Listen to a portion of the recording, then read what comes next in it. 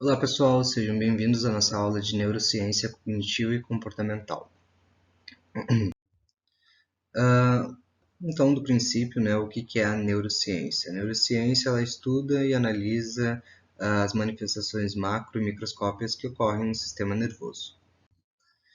Bom, alguns conceitos importantes que teremos que incorporar aqui nessa aula é sobre o que é o comportamento, o que é ensinar, o que é aprender, o que é a cognição.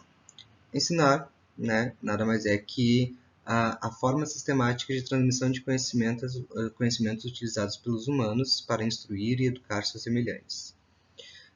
Aprender consiste no processo no qual as competências, habilidades, conhecimento, comportamento ou valores são adquiridos ou modificados como resultados de estudo, experiência, formação, raciocínio e observação.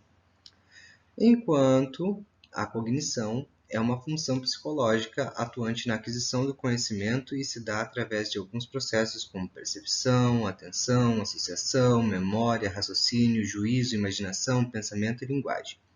O comportamento seria o conjunto de reações de um sistema dinâmico face a interações e renovações propiciadas pelo meio. A gente tem como exemplo o comportamento social, o comportamento atmosférico, o comportamento psicológico e assim por diante.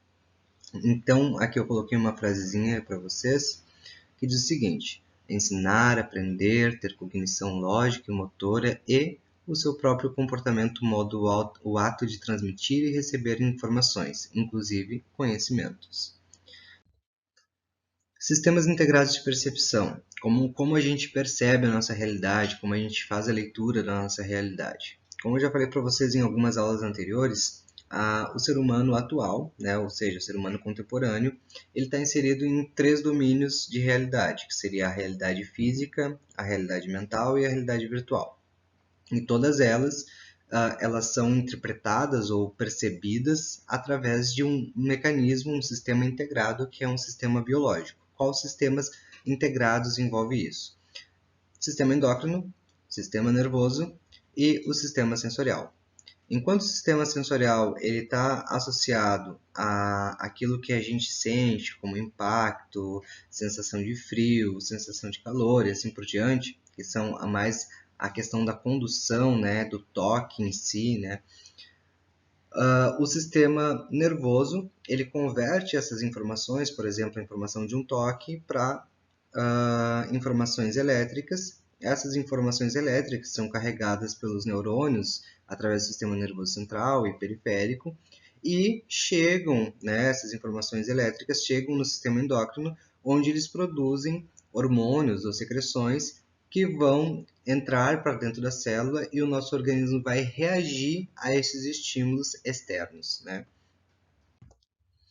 Então aqui nós temos as ações como sentir, ver e ouvir e quais são as associações que nós temos aqui. Por exemplo, ações de sentir está associado ao sentido de tato, paladar e olfato. O estímulo é associado a partículas sólidas, pastosas ou odores.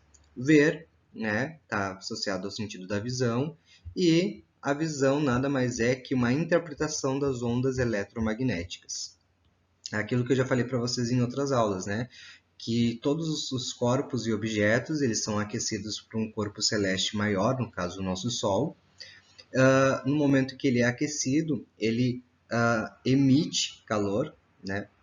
E esse calor que é refletido pelos corpos e objetos é aquela frequência de onda em que ele não consegue absorver, ele reflete. Por exemplo, uma floresta. Normalmente a gente vê as árvores verdes, né? O verde seria a frequência de cor ou da onda, né? Em que essas plantas não absorvem, elas estão refletindo então aquilo que elas não absorveram. E é isso que a gente consegue ver e interpretar. Enquanto o ouvir está associado à audição e, né, é um estímulo das ondas sonoras ou ondas mecânicas. Enquanto os aparelhos de reconhecimento nós chamamos de sistema endócrino e o sistema nervoso, o sistema endócrino ele transmite hormônios e o sistema nervoso transmite impulsos elétricos, como eu falei anteriormente. Aqui, então, nós temos uma distinção entre as células sensoriais que fazem parte do nosso sistema sensorial. Temos as células quimiorreceptoras, mecanorreceptoras, termorreceptoras, fotorreceptoras e eletroreceptoras. As quimiorreceptoras, elas são células especializadas na detecção de substâncias químicas e na retransmissão dessas informações centralmente no sistema nervoso. Células quimiorreceptoras podem monitorar estímulos externos, como gustação e olfato, ou estímulos internos, tais como concentrações de oxigênio e dióxido de carbono no sangue. As mecanorreceptoras são, por exemplo, os ouvidos, né, que são os órgãos responsáveis pela audição e pelo equilíbrio. No interior do ouvido existem células mecanorreceptoras. Essas células captam os estímulos mecânicos, traduzindo-os em impulsos nervosos. As termorreceptoras captam o calor emitido pelo meio ou por outros seres vivos, por exemplo, né, a fosseta lacrimal, né, com que a gente faz chorar, digamos assim. As fotorreceptoras, elas captam a luz emitida pelo meio ou outros seres vivos, por exemplo, os nossos olhos, eles têm a retina, que é uma célula fotorreceptora. Agora, eletroreceptora são denominadas, por exemplo, as ampolas de Lorenzini, que existem em alguns animais marinhos, como tubarões. Esses receptores são sensíveis à temperatura, à pressão da água e, em especial, têm a capacidade de detectar campos elétricos gerados por outros animais. Então, ela é importante para quê? Para um tubarão, por exemplo, não se alimentar de um animal que seja de alta voltagem, que poderia prejudicar a sua própria sobrevivência. Aqui nós temos, então, uma imagem sobre a morfofisiologia do neurônio. A gente consegue ver que ele é uma célula mais alongada, ele tem como se fossem raízes aqui no corpo celular dele, né? Uma cauda e assim por diante. Então, como todas as células, os neurônios têm diferentes concentrações de íons dentro e fora deles, criando uma voltagem ao longo da membrana. Quando o neurônio pré-sináptico é ativado, pequenas bolsas liberam moléculas neurotransmissoras na lacuna sináptica.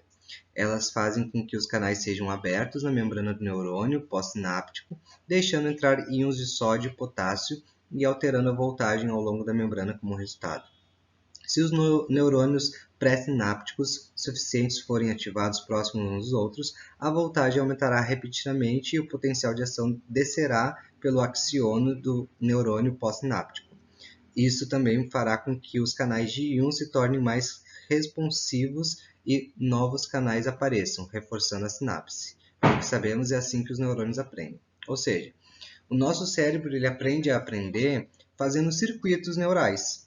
Ou seja, por exemplo, estou aprendendo português agora, né? Eu nunca tinha visto um determinado conteúdo de português como, sei lá, colocação verbal, né? Ou classificação verbal. Bom, nesse sentido, o que eu terei? Eu terei, então, uma faixa de neurônios transmitindo esses impulsos enquanto eu penso, e eles vão armazenar essa informação. Se eu continuar aprendendo a mesma coisa, ele vai memorizar esses impulsos e vai acabar guardando eles, vai acabar armazenando eles. Já se eu aprendo uma coisa nova, eu vou abrir um novo circuito neural. Então, um bom exercício para o cérebro, assim como exercitar, fazer alongamento, caminhada, corrida, seria aprender coisas novas, coisas diferentes, justamente para abrir novos circuitos neurais, novos campos no nosso cérebro. Então aqui tem uma imagem representando, né, o sódio, o potássio sendo transmitido de neurônio para neurônio. Por que é importante o sódio e o potássio? O sódio e o potássio eles são íons, e os íons em solução aquosa eles conseguem transmitir eletricidade, mesmo que em baixa voltagem. Essa eletricidade ela é importantíssima justamente para estimular células do sistema endócrino, por exemplo, para produzir hormônios e serem interpretados pelas nossas células e a gente sentir felicidade, dor, amor e assim por diante. Didaticamente, nós podemos dividir o nosso cérebro, né, em lobo temporal, frontal, parental e occipital.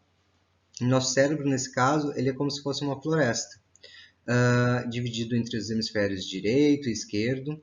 Enquanto o hemisfério esquerdo ele é responsável pela intuição, emoção, imaginação e criatividade artística, o hemisfério direito está incumbido em realizar tarefas como escrita, lógica, raciocínio e música rítmica. Além disso, podemos subdividir o cérebro em 4 lobos: os lobos frontal, parental, temporal e occipital, como eu falei anteriormente.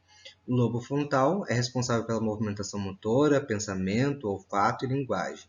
O lobo parental pela dor, tato e paladar. O lobo temporal pela memória, audição e, por fim, mas não menos importante, o lobo occipital está situado na região dorsal e é responsável pela projeção e conversão da imagem interceptada pelos nossos olhos. Por quê? Quando a gente olha para algum objeto, por exemplo, uma vela acesa, ali na retina, no campo dos nossos olhos, a imagem se forma invertida. E quando ela passa por campo neural, ali pelo nervo occipital, ela vai lá para trás da nossa cabeça, lá onde está o lobo occipital, e a imagem é convertida e fica na posição adequada que a gente enxerga. Ela vira. Então, como ocorre a neurodistribuição, né? A neurodistribuição ela pode ser ela pode se dar como uma analogia, né, entre um computador, já que em nossas aulas a gente vem conversando bastante essa associação entre os seres vivos e as máquinas, e seria interessante a gente fazer essa associação que eu acho que fica mais compreensível. Por exemplo, numa analogia entre as máquinas, feitas por humanos e máquinas, diria que o encéfalo, ele é como se fosse o HD, porque guarda todas as memórias lá. A placa-mãe, porque é ele quem diz o comando, como guardar tudo, né, como funcionar tudo. E microprocessadores, né, que vai fazer com que haja essa distribuição com rapidez e assim por diante. E também a placa de vídeo, que vai renderizar a nossa imagem, vai tornar a imagem mais de qualidade, digamos assim. Enquanto a medula espinhal, antigamente chamada de medula espinhal, seriam servidores de rede elétrica e de internet. Por que a medula espinhal seria servidores de rede elétrica e de internet? Por quê? Porque aqui no cérebro eu tenho o campo central das informações, enquanto aqui na medula, que se localiza, né, aqui no dorso mesmo, ela vai estar distribuindo para o resto do corpo, tanto para os membros, como mãos e pernas, quanto para os órgãos internos, para eles sofrerem determinadas reações a partir dos estímulos do meio. O sistema nervoso periférico, somático, seriam os softwares, que seriam os programas, né, que existem no computador, como sistema operacional, Microsoft Office e assim por diante, e os componentes externos de hardware, né? Isso seria o sistema somático. E o sistema nervoso autônomo seriam como se fossem os drives. Por que os drives? Os drives, eles são aqueles programas que a gente instala no computador e para fazer rodar melhor outros programas, né? Por exemplo, se eu não tiver um drive de câmera, eu não consigo usar minha câmera, né? Então ele está associado diretamente aos componentes físicos, sim, porém eu preciso deles para que meus componentes físicos funcionem adequadamente. E os neurônios são conversores, capacitores, transmissores e microprocessadores, né? Por quê? Porque os neurônios transmitem todas essas informações que a gente falou anteriormente. Que informações são essas? São informações elétricas, informações químicas, eletromagnéticas e assim por diante. Aqui eu tenho um esquema representativo, né, da medula espinal. A medula espinal, ou medula arqueana, ela é formada por 31 pares de nervos arqueanos que estão situados dentro do canal vertebral e revestido por 3 meninges. As meninges é como se fosse um isolante elétrico para não fazer com que as outras células possam ser prejudicadas pelo mecanismo elétrico do nosso sistema nervoso. A meningite, por exemplo, que é uma doença que está associada à infecção da meninge, ou de uma das 3 meninges, ela pode matar por causa disso, porque no momento em que eu tenho a meninge afetada, é como se eu tivesse um curto-circuito em toda a minha rede cerebral. Então, os nervos arqueanos eles podem ser divididos em aferentes, que eles são os sensitivos, e eferentes, que são motores. Os nervos sensitivos levam a informação que é convertida em movimento pelos nervos motores através do sistema arco-reflexo, que tem início na porção ventral, ou seja, na frente do corpo, e finaliza na dorsal. Antigamente era muito comum um médico, para verificar os reflexos do paciente, ele ter um martelinho e bater no joelho. Esse martelinho, quando ele bate no joelho, o que vai acontecer? Ele vai receber o estímulo, né, mecânico, ou seja, sensitivo aqui, e vai passar aqui essa transmissão, daí eu vou ter um gânglio nervoso. Esse gânglio nervoso ele vai auxiliar nessa distribuição, como se fosse, né, eu pegar essa energia, aumentar a potência dela e continuar a passagem dela. Eu tenho a raiz dorsal, e daí aqui na medula óssea, nessa faixa cinzenta ou esbranquiçada aqui, eu vou ter essa conversão para o outro lado, que seria na raiz ventral, ou seja, já vai lá para trás. E com isso eu tenho a minha reação do nervo motor fazendo com que minha perna levante. Então, esse é o mecanismo de arco reflexo, onde envolve o nervo sensitivo e o nervo motor, que é chamado de aferente para sensitivo e eferente para motor. O sistema nervoso periférico ele se conecta com o sistema nervoso central, ao resto do corpo. Então, a grande função do sistema nervoso central seria a captação e organização de memórias, informações, etc. Enquanto o sistema nervoso periférico ele seria uma conexão de todas essas informações com o resto do corpo. O sistema nervoso periférico ele é constituído por gânglios e nervos e pode ser subdividido em somático e autônomo. O sistema nervoso periférico somático ele produz movimentos voluntários, como, por exemplo, movimentação de um músculo estriado esquelético. Estou mexendo os braços, é um músculo estriado esquelético. Enquanto o autônomo ele é responsável pelos movimentos involuntários dos músculos liso e cardíacos. O que é o músculo liso? O músculo liso são os músculos que tem interno, por exemplo, do estômago, do intestino e assim por diante. Por exemplo, quando a nossa barriga está roncando, está vibrando, assim mesmo que inconscientemente, a gente percebe que está rolando um movimento ali dentro. E esse movimento não é a gente que está controlando, é um movimento involuntário. É a mesma coisa quando eu pego e toco minha mão no coração e sinto ele, é um movimento involuntário, certo? Então, eu chamo esse sistema de autônomo, porque ele não precisa da minha vontade para ele funcionar. Ele está funcionando porque ele precisa manter o corpo funcionando, ok? O sistema nervoso autônomo ele é exclusivamente motor e suas ações são reguladas por dois hormônios, a adrenalina e a acetilcolina. Lembra que eu falei para vocês que está tudo integrado? Sistema nervoso, sistema endócrino e sistema sensorial? Pois bem, então aí já começa a nossa primeira integração com os hormônios. Com isso, ele pode ser dividido em simpático e parasimpático. Então vamos lá. O simpático está associado à ação da adrenalina e o parasimpático está associado à ação da acetilcolina, que ambos são hormônios, produzidos por quem? Pelo sistema endócrino. Tá? Então vamos lá ver quais são as ações deles em determinados locais. Por exemplo, nos nervos. Nos nervos, o sistema nervoso simpático ele atua lá nas espinhais torácicas e lombares. Mas professor, o que é espinhal torácica e lombar? Vamos lá. Eu tenho a cérvica, que está bem aqui, perto, né, no meu pescoço. Depois eu tenho o tórax, que está bem, né, aqui na parte da barriga.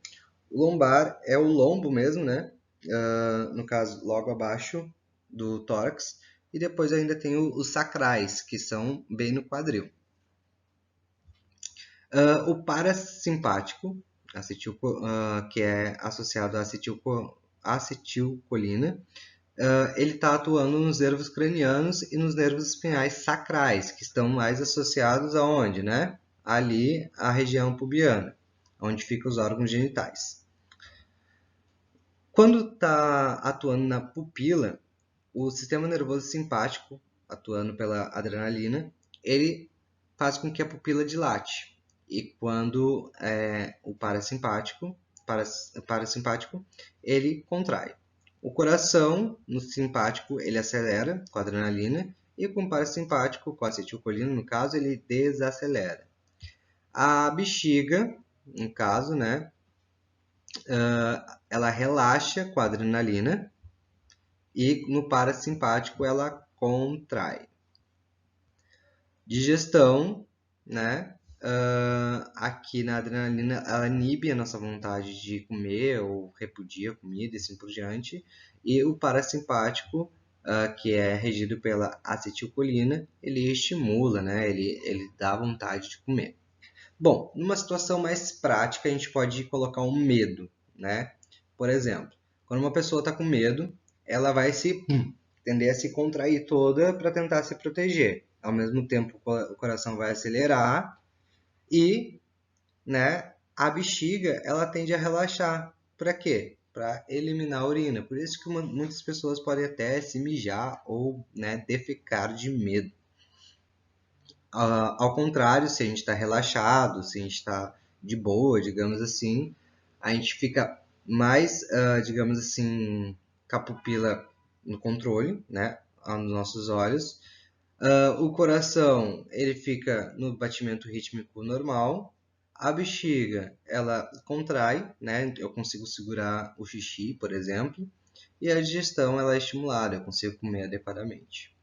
Pessoas que sofrem de ansiedade, por exemplo, elas podem ter um nível associado a um nível elevado de adrenalina, né?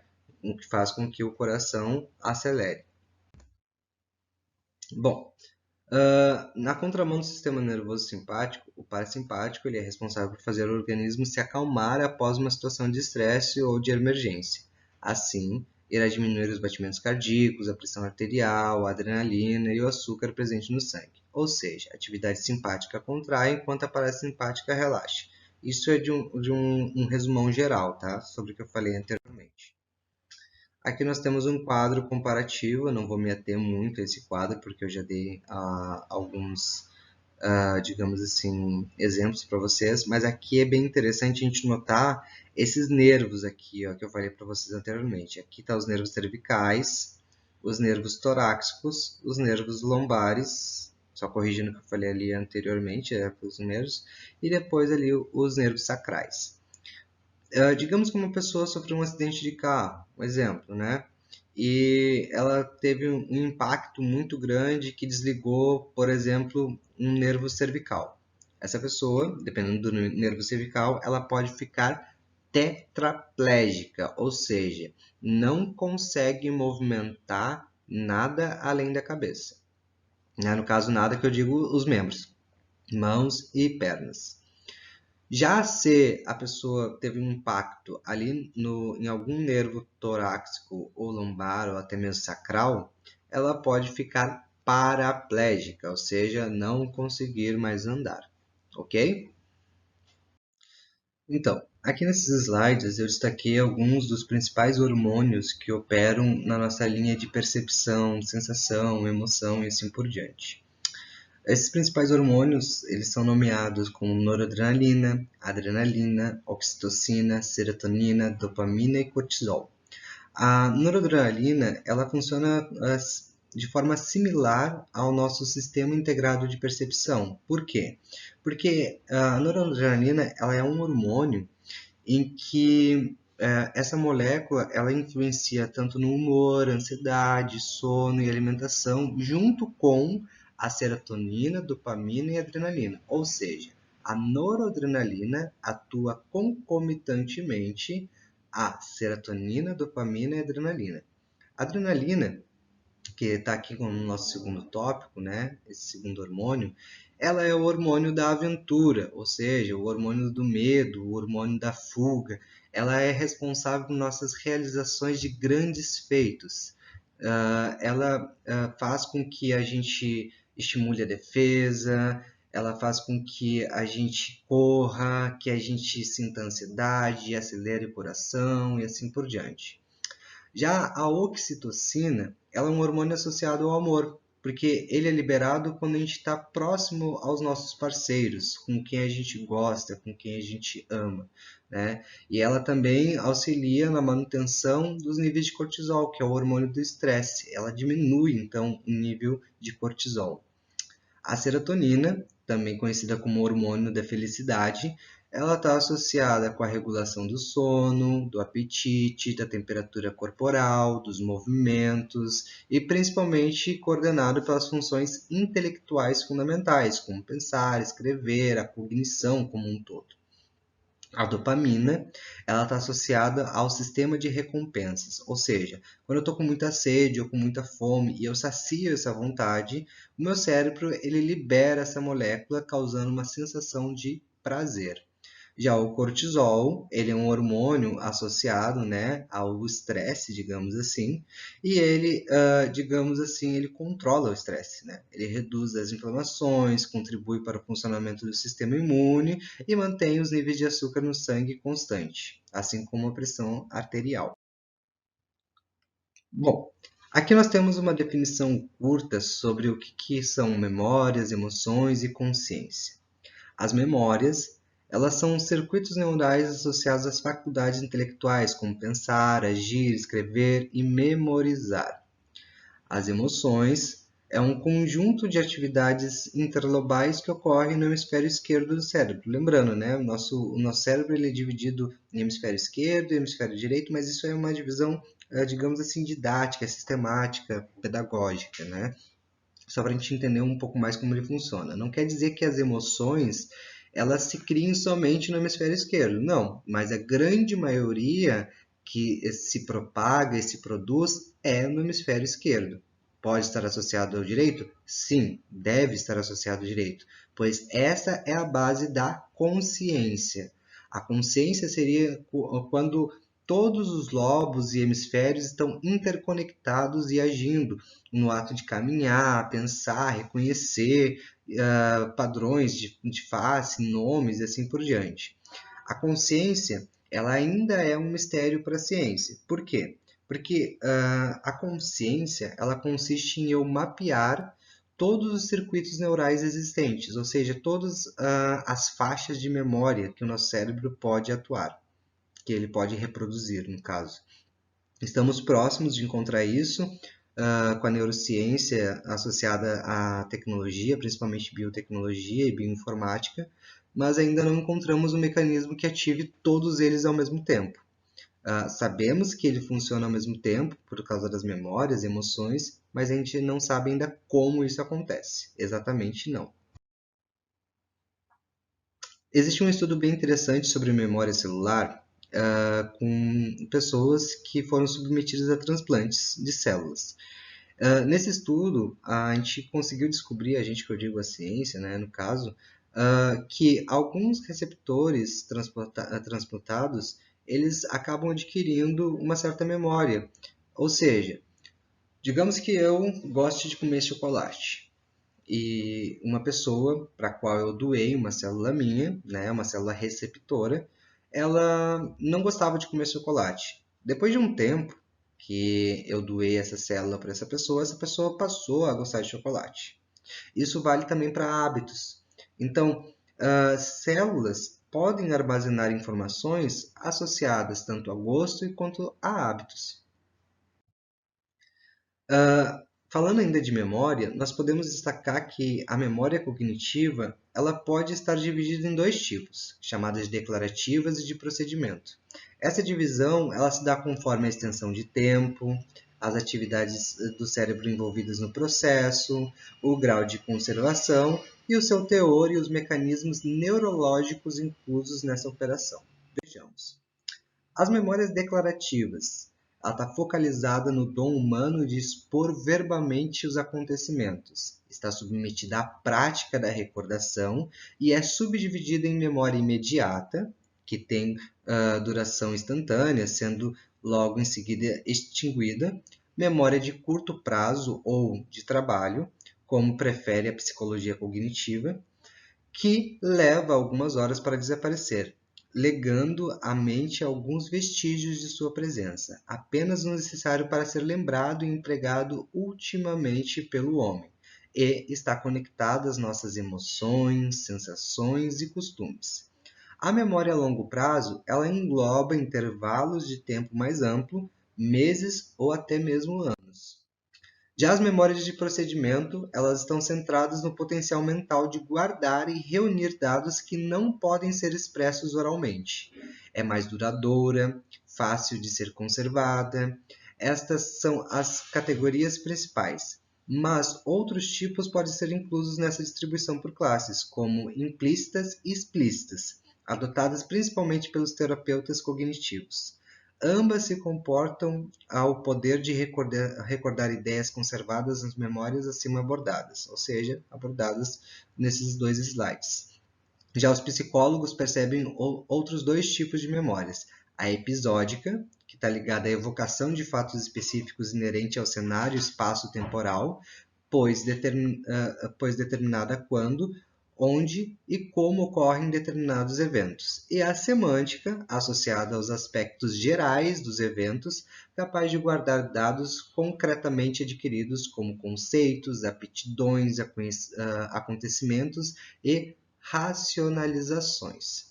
No computador, por exemplo, nós temos dois tipos de memória: a memória RAM, que é aquela memória de procedimento aleatório, e depois nós temos a memória do HD, que é a memória do armazenamento, também às vezes chamada de memória ROM, né?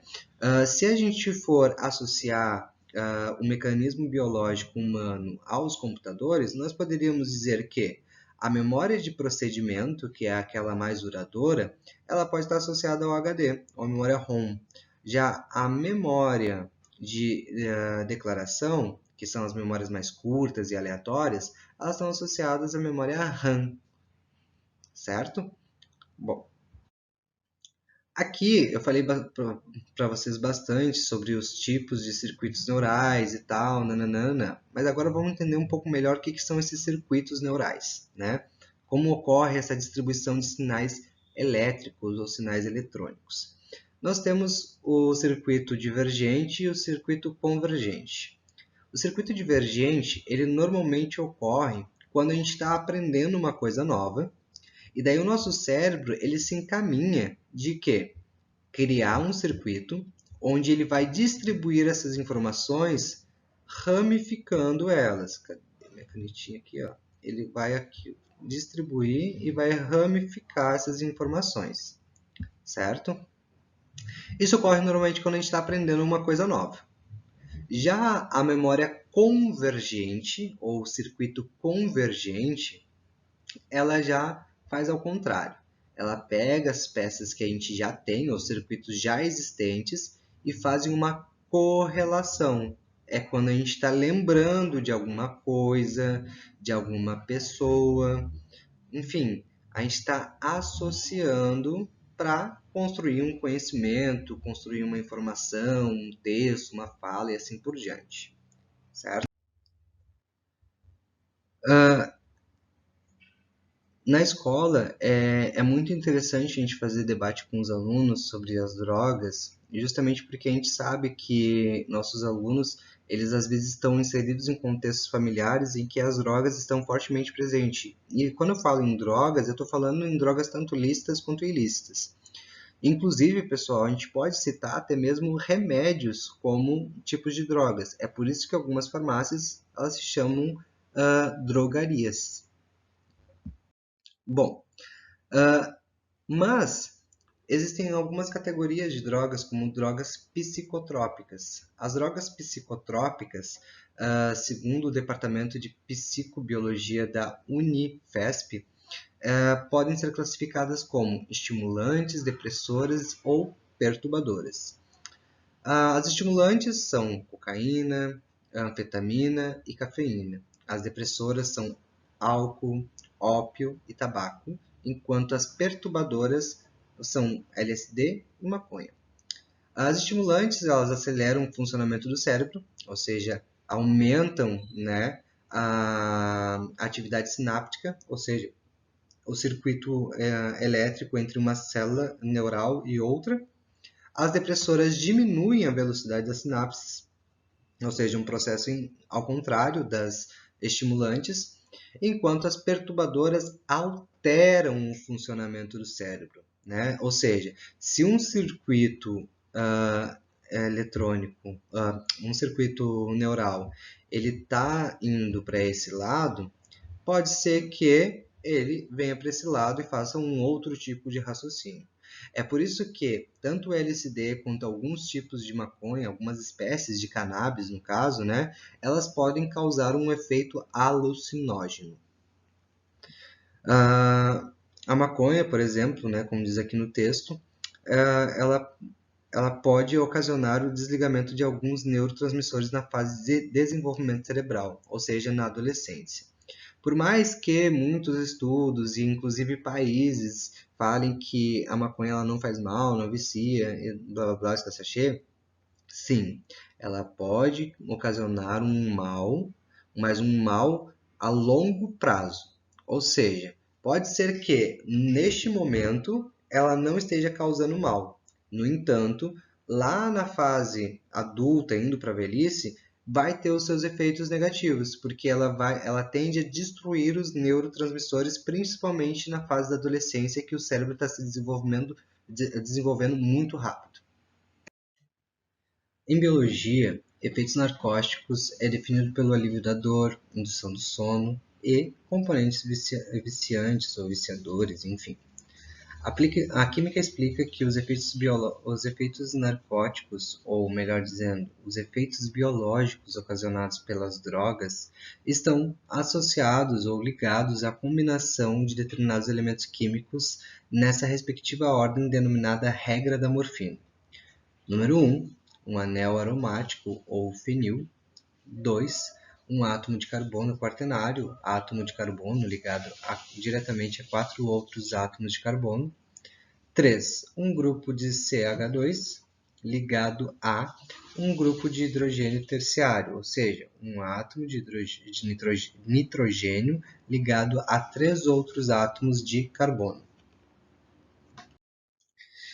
Então aqui a gente consegue ver o que seria a regra da morfina, né? Aqui a gente tem o anel aromático, o carbono quaternário, o CH2 e depois aqui a associação com o nitrogênio terciário. Aqui seriam os componentes essenciais para a regra da morfina, ligado em uma só molécula. E aqui a gente tem uma outra representatividade sobre essa regra da morfina. Então, via de regra, todo e qualquer tipo de droga, ela precisa ter um desses componentes aqui para causar para causar um efeito narcótico que pode causar então indução ao sono, né, alívio da dor e até mesmo viciado. Normalmente, a história da humanidade ela está muito associada à evolução e à dependência das drogas. Desde lá dos tempos antigos, algumas tribos já utilizavam drogas para ritos religiosos ou até mesmo ritos de cura, né? Hoje em dia, a gente utiliza algumas moléculas dessas aqui para a produção de remédios ou até mesmo para efeitos recreativos, como é o caso do álcool aqui com CH2. O álcool, no caso, das bebidas alcoólicas.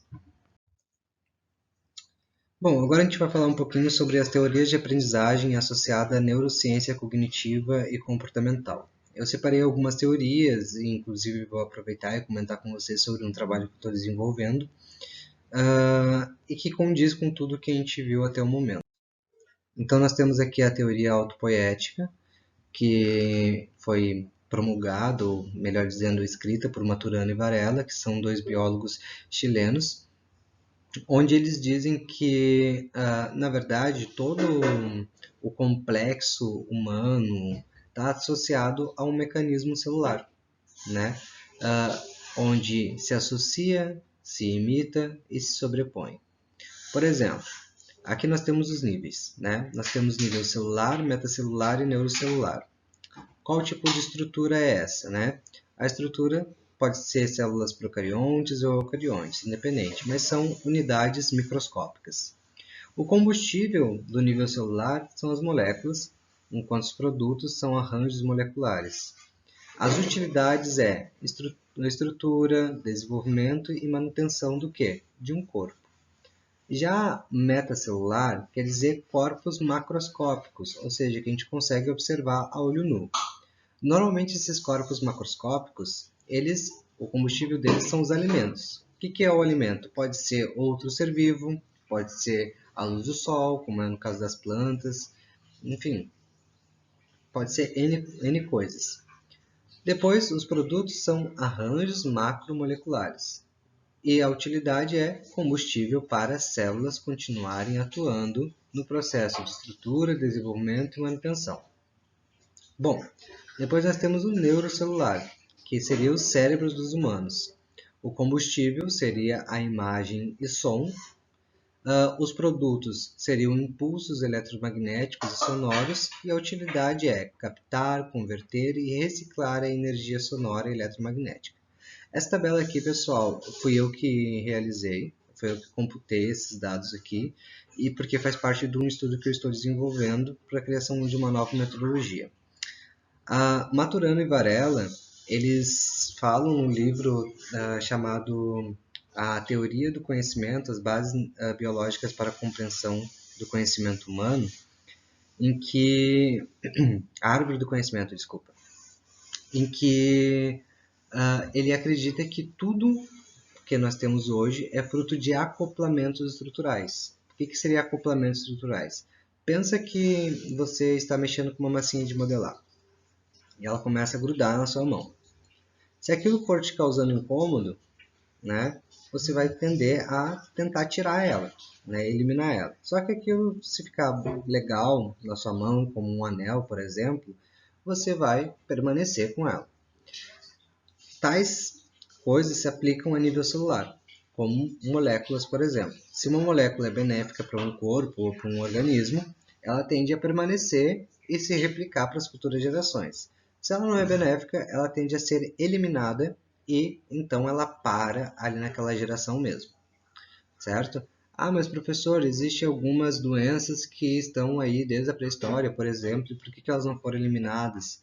Bom, elas não foram eliminadas porque os seus antepassados provavelmente chegaram até a idade reprodutiva, conseguiram se reproduzir e transmitir essas informações genéticas para essas doenças permanecerem em nosso genoma. Ponto. Então, essa seria a base da teoria autopoética, que seria a teoria do acoplamento estrutural. Sobre a tabelinha ali que eu fiz, sobre associar, imitar e sobrepor, a gente pode ver que isso se replica a nível molecular também. Por exemplo, aqui ó, os átomos eles estão se associando para formar moléculas. Moléculas começam a imitar, né, processos de combinação que são satisfatórios e rejeitar processos que são insatisfatórios. E para, por fim, criar sistemas moleculares, como é o caso do ciclo de Krebs, né, que ocorre no interior das mitocôndrias para a respiração celular, principalmente em animais aeróbicos, ou seja, que precisam do oxigênio para poder sobreviver, para poder realizar seus processos vitais de sobrevivência. Bom, aqui nós temos um outro exemplo de associar, imitar e sobrepor, onde nós temos os níveis, né, de organização molecular, ou para formar macromoléculas. Por exemplo, nós temos os nucleotídeos, que está no primeiro nível, formando o DNA.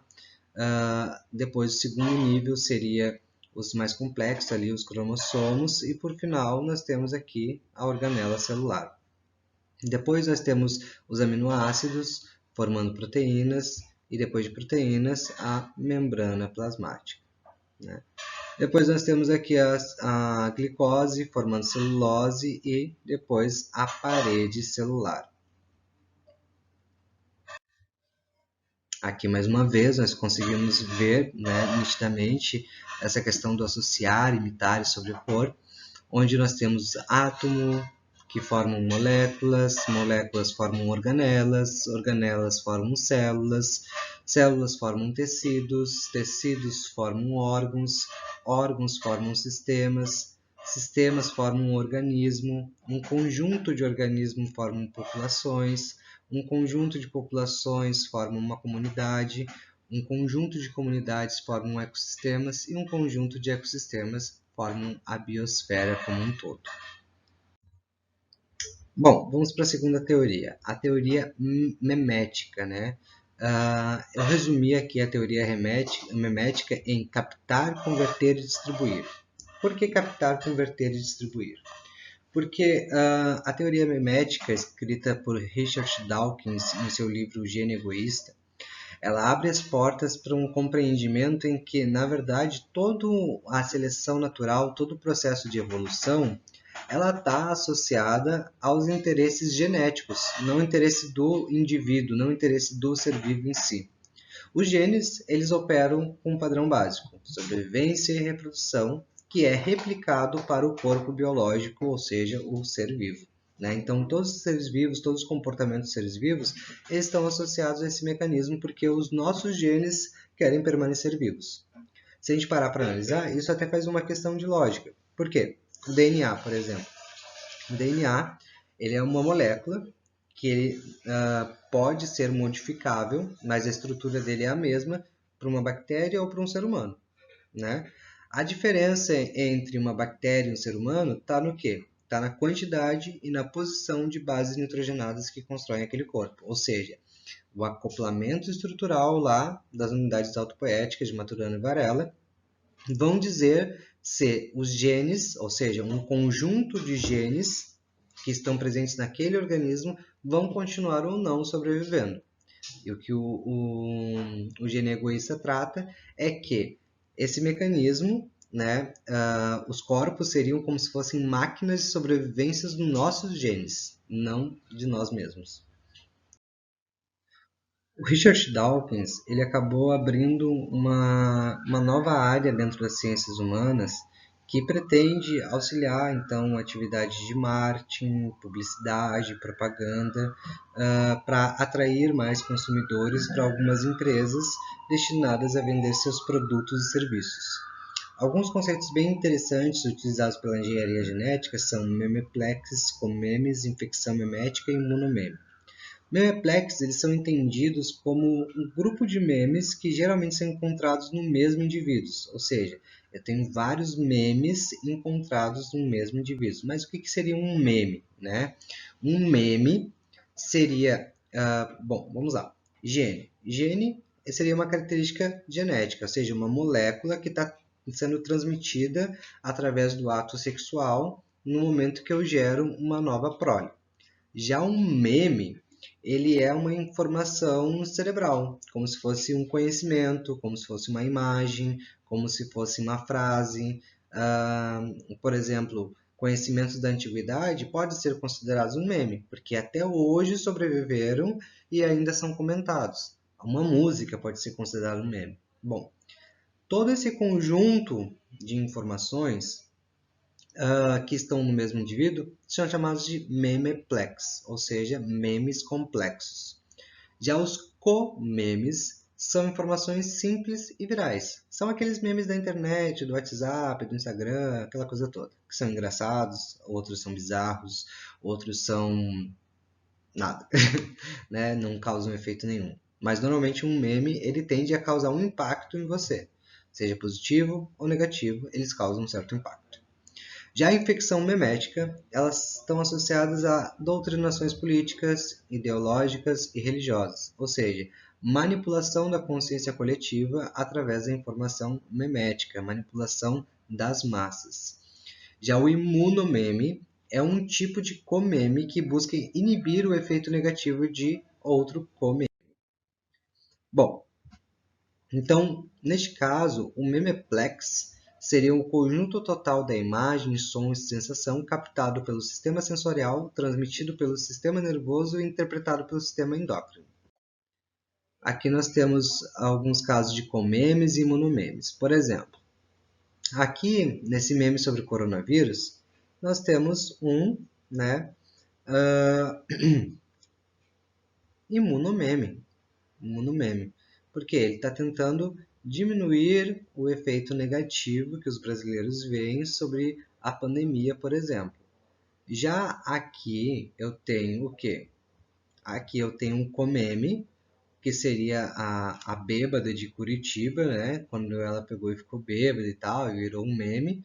E depois um imunomeme, a sua fase ali, terminal de câncer e tal, em que ela começou a postar, pedir ajuda, isso e aquilo, em que acabou, então, tentando inibir aquela imagem que um dia ela foi aqui, certo? Aqui também seria um outro imunomeme, né? Por quê? Tá pegando e retratando em que a mulher, ali no caso que é dona de casa, ela trabalha tanto quanto o marido que sai para trabalhar e ter o seu sustento financeiro, né? Ajuda na manutenção da casa em si. Bom, a infecção memética, né? Observem esse quadro lógico que tem aqui. Aqui eu tenho uma distribuição numérica, certo? E aqui essa distribuição já começa a ser difundida, ou seja, ela ocorre uma divergência aqui.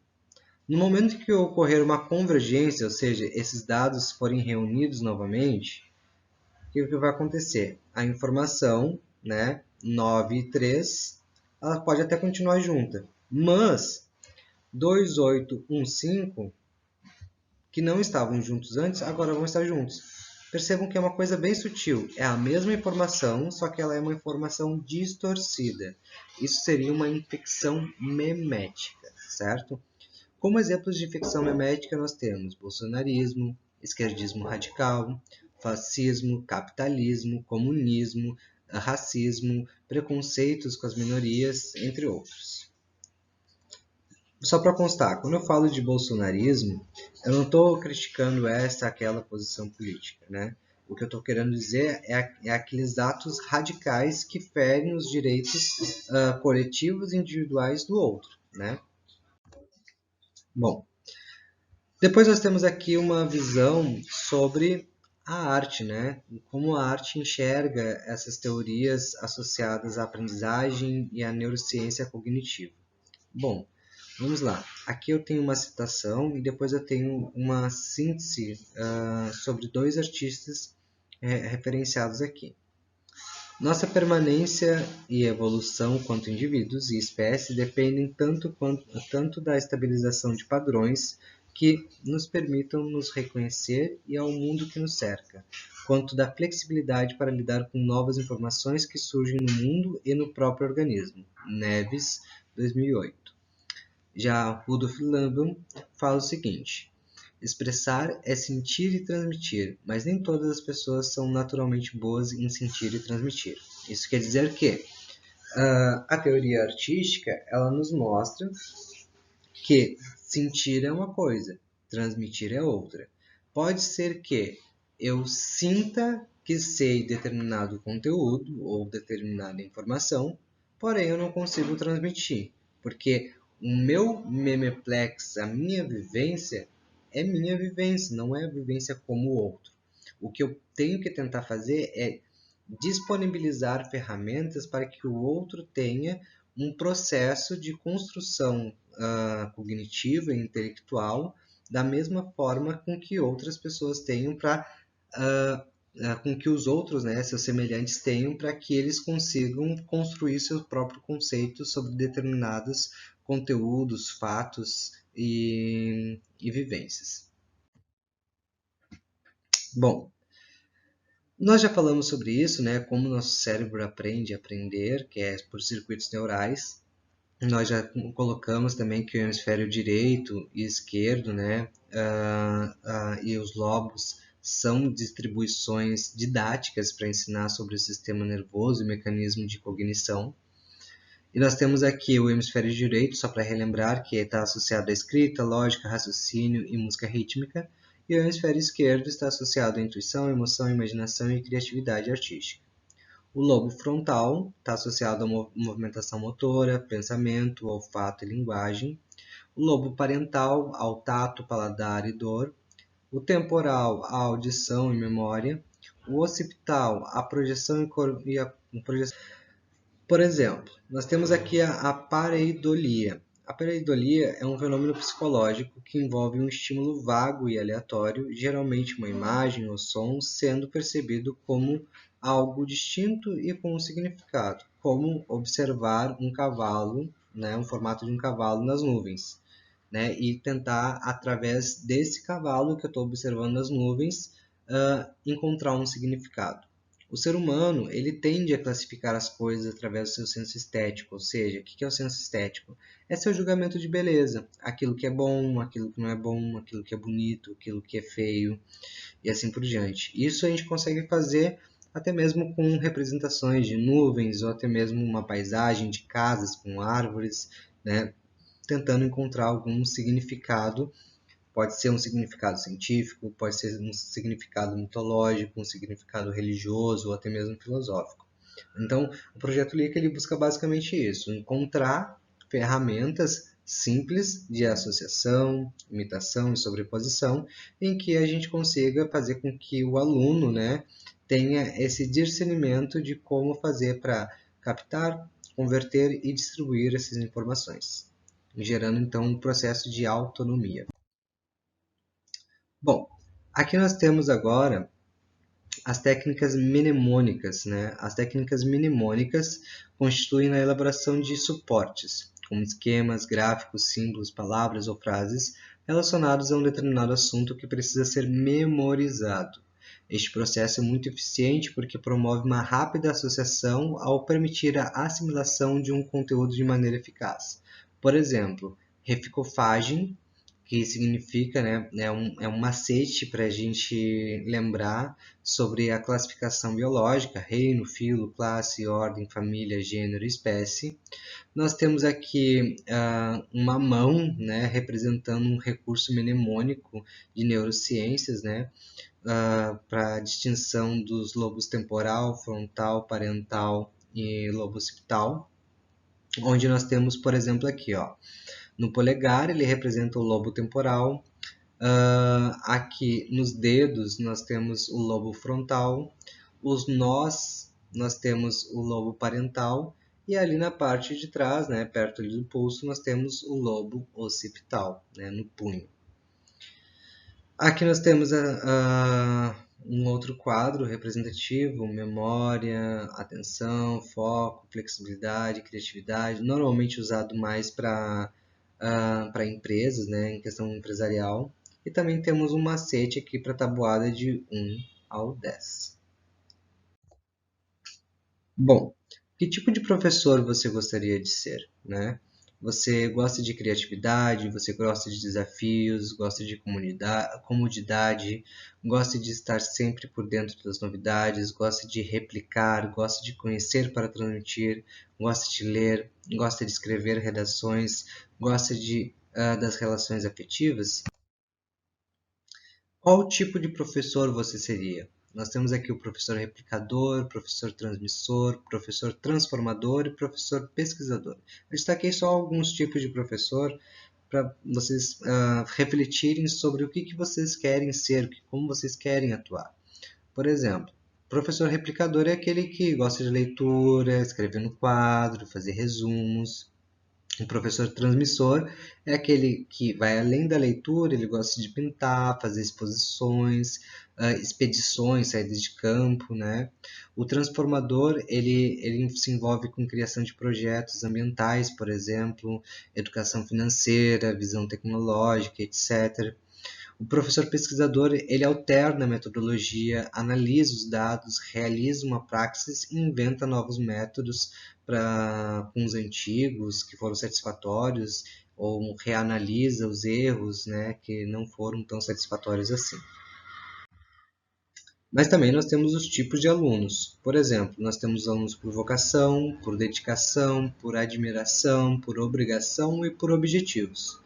Os alunos por vocação são aqueles alunos que demonstram sempre dispostos a aprender, seja o que for, sempre dedicam-se ao máximo. Os por dedicação são alunos que são dedicados e sempre dispostos a serem o braço direito do professor. Os por admiração são os alunos que admiram o professor e por isso dedicam-se mais por suas aulas. A admiração é proveniente da empatia e sensibilidade. Os alunos por obrigação são os alunos que estão na escola porque são obrigados pelos pais ou pela Constituição. Agora, os alunos por objetivo são aqueles alunos que estão estudando para atingir um objetivo sólido. A maioria desses alunos encontra-se em ensinos profissionalizantes, técnicos e ensino superior, mas ainda em minoria. Precisamos valorizar esses alunos da educação básica. Aqui então eu coloquei uma referência básica para vocês, que é um artigo que eu escrevi, e também nós temos umas referências complementares sobre todos os assuntos que a gente abordou nessa aula, como o livro do Gênio Egoísta, do Richard Dawkins, Algoritmo Mestre, do Pedro Domingos, um grande livro de ciências do Manual do Mundo, né? Temos aqui o Homo Deus, uma breve história do amanhã, de Yuval Harari, que é um historiador, e também temos aqui a Árvore do Conhecimento, as bases biológicas para a compreensão humana, do Maturana e Varela.